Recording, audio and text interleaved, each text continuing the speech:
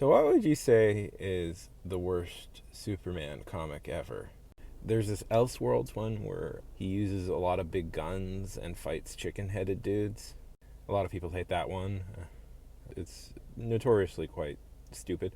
But I would argue that it's not as bad as... So, I know there are young people who watch me, and I'm going to give you some advice. Maybe don't watch this one. Mostly because it's kind of a bummer.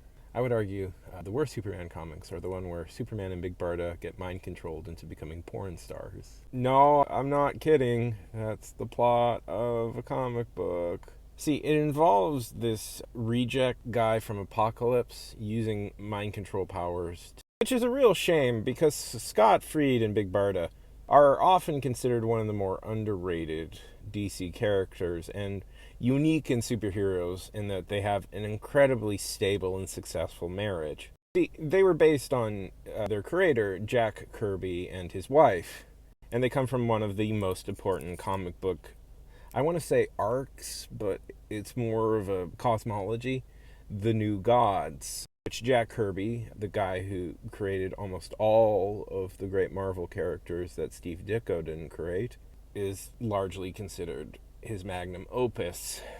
Would you believe that Jack Kirby had a falling out with DC right around this time? Because he accused them of, get this, a big comic book company not paying him money, which was his exact problem with Marvel. And then they made this comic